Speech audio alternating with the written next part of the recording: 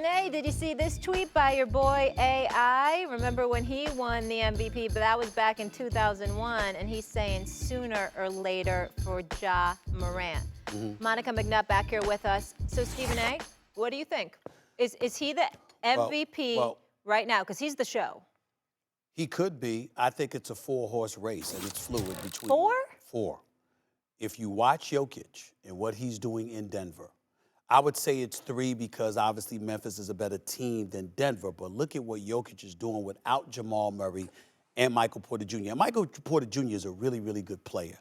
I want to remind everybody, Jamal Murray was a star before he got hurt. This is a brother that showed up in the playoffs against Donovan Mitchell, and they were trading 50-point games. We keep forgetting what a star Jamal Murray was. And I believe will be once he gets back, but he's been out for a while. Jokic is not playing without one of them. He's playing without both of them. And it's kept Denver in contention in the West. Let's respect that man, all right?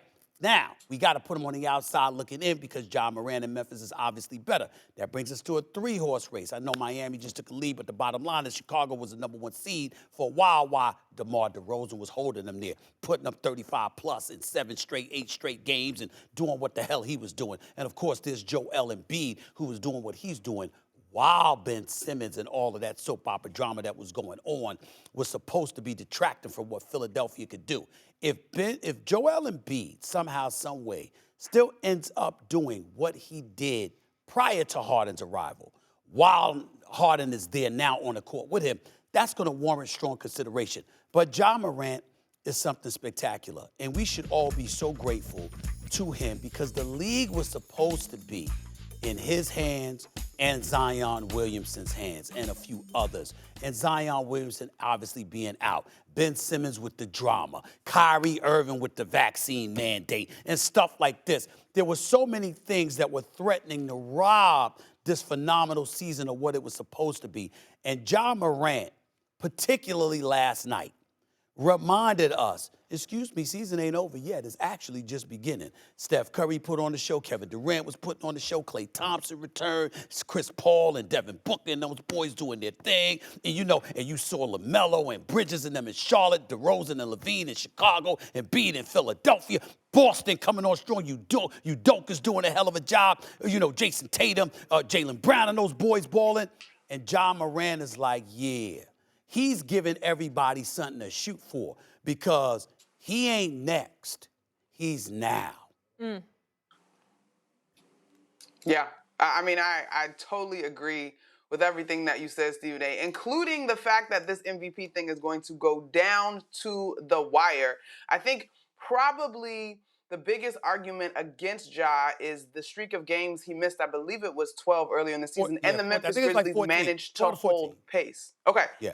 But I think over that stretch, the Memphis Grizzlies held pace, and they did not lose. And I think that speaks to the talent on that roster and the tremendous coaching job that Taylor Jenkins is doing, who certainly should be in the conversation for Coach of the Year. Right this minute, though, I'm willing to give it to Ja. I'm absolutely willing to give it to Ja. And all those players that you mentioned, Stephen A., the point that you make about Nikola Jokic is probably the most intriguing, but I don't know that the return of Jamal Murray would help his case as MVP. But as I'm digging through the numbers, his PER is 32.2 and has 11.3 win shares with that team. And so he's been incredible. Where they fall in the standings obviously hurts his case. But when it comes to Ja, I just look at the numbers, the consistency, the energy, the box office quality, and whether we want to admit it or not, the box office nature of a guy does tend to lean into this conversation. You're damn right. And I'm a voter. I'm telling you it does. Right.